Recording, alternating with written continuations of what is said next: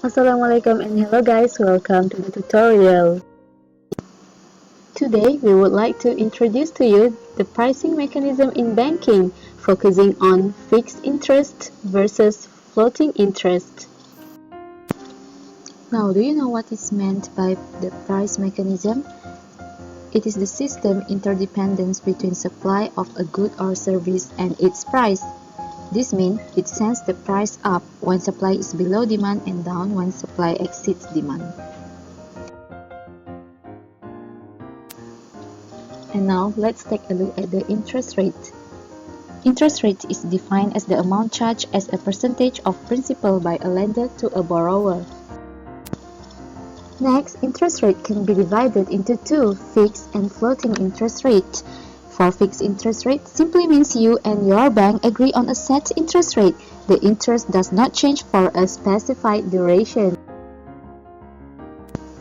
Floating rate, however, is based on reference rate BLR, BFR, OPR that can change over the duration of the loan. And here is what the abbreviations mean.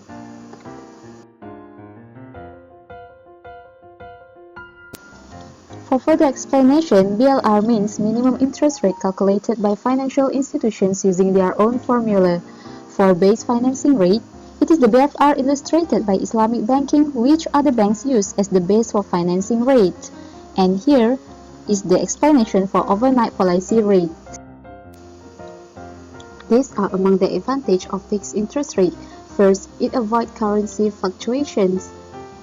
If the value of currencies fluctuates significantly, this can cause problems for firms engaged in trade. For example, if a firm is exporting to the US, a rapid appreciation in sterling would make its exports uncompetitive and therefore may go out of business. However, if a firm relied on imported raw materials, a devaluation would increase the cost of imports and would reduce profitability. Since fixed rate is stable, its stability encourages investment. Uncertainty of exchange rate fluctuations reduce the incentive for firms to invest in export capacity.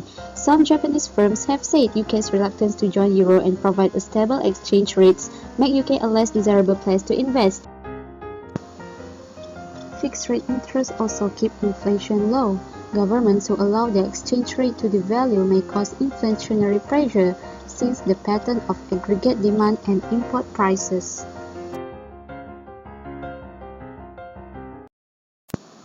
The next disadvantage is join at the wrong rate, since it is difficult to know the right rate to join at. If the rate is too high, it will make exports uncompetitive. However, in case interest rate in market decrease, fixed rate loan does not get any benefit. Next, we proceed to the advantage of floating rate. First, it is undeniably cheaper than fixed interest rate in the long run. You may understand it from the examples given below. The second advantage is lack of policy constraints. Governments are free with a floating exchange rate system to pursue the policies they feel are appropriate for the domestic economy. The floating interest rate surely has its own disadvantage, which is, first, instability. The rates can be prone to large fluctuations in value.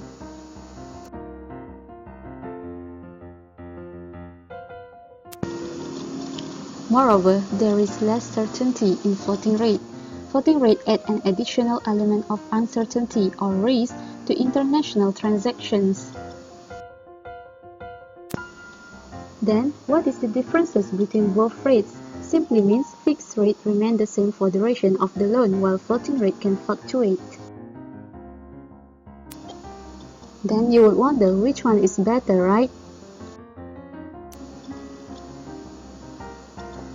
And here is the suggestion. Truly, there is no solid answer to give, since both rates have its own pros and cons. Most of the time, it depends on personal preferences and your prediction towards market situations. Thank you for watching guys, and may you gain some benefits from it. Bye bye. created using Powtoon.